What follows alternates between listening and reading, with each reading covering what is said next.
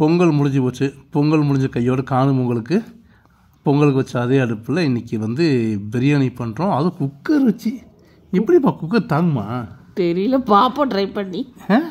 இப்போ உள்ளுக்குள்ள என்னென்ன போட்டிருக்கீங்க? நெய் போட்டிருக்கீங்க, எண்ணெய் ஊற்றி நெய் போட்டு பட்டை வகரை எல்லாம் போட்டிருக்கு, போட்டு நல்லா வதங்கட்டும். சரி, இந்த நெருப்பு இப்படி வருது, இது என்னது?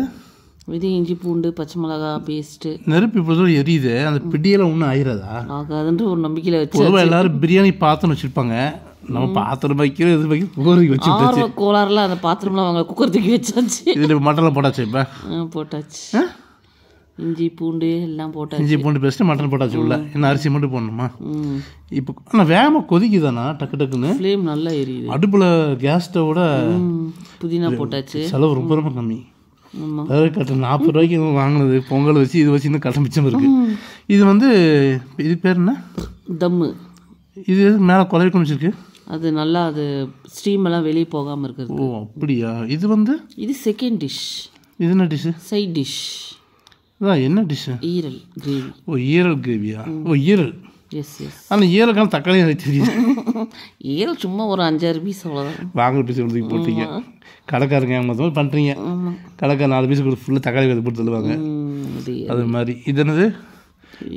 பெப்பர் போட்டாச்சு, கொத்தமல்லி கருவேப்பிலை போட்டாச்சு, எல்லாம் போட்டு நல்லா வதக்கணும். ஆனால் குக்கர் ஒன்றுமே ஆகலை ஃபுல்லாக அடுப்பு ஃப்ளேம்லேயும். ஆனால் கேஸ் ஸ்டவ் சீக்கிரம் வச்சான் வேலை. இன்னைக்கு எனக்கு பெரிய ஆச்சரியம் தான். இன்னைக்கு கேஸுக்கு கேஸ் மிச்சம். எனக்கு பொதுவாக குக்கர் கைப்பிடி இதான் ஆயிரும், நமக்கு ஒன்றும் ஆகலை. ஸோ இலை போட்டு பரிமாறுறீங்க. குலோப் ஜாமுனா? குலோப் ஜாமுன். இது வந்து என்னது? மட்டன் குழம்பு, ஈரல் கிரேவி, மட்டன் பிரியாணி. வாசம் கொஞ்சம் வித்தியாசம் இருக்குது. ஆமாம், அந்த கேஸ் ஸ்டவ்வுக்கு என்ன தான் வச்சாலும் அந்த விறகுக்கு இயற்கைக்கு ஒரு கண்டிப்பாக மாற்றம் இருக்குது. ஆனால் மித்தபடி டேஸ்ட்டில் பெரிய டிஃப்ரெண்ட் மாதிரி தெரியல எனக்கு. ஏதோ கொஞ்சம் இருக்குது, அவ்வளோதான். பெரிய இப்படி அப்படின்னு காமிக்க முடியல இல்லையா கேஸுக்கும் இதுக்கும். ஆனால் சீக்கிரம் அது வேலை, அது வேணால் சொல்லலாம். விறகு அடுப்பு வைக்கிறது. பட் நம்ம ஒன்று வந்து என்ன பண்ணால் ஒரு பாத்திரம் வாங்கி வச்சுக்கணும் பிரியாணிக்குன்னு சொல்லிட்டு. அப்போ அடுப்பில் தெரியும் வைக்கலாம். குக்கர் வைக்க ரிஸ்க் தானே கேட்டால். கைப்பிடி இதாச்சு போச்சுன்னா தூக்க முடியாது. அப்புறம் அடுத்து மறுநாளைக்கு பூவா வைக்க முடியாது. கண்டிப்பாக அது பெரிய கஷ்டம்.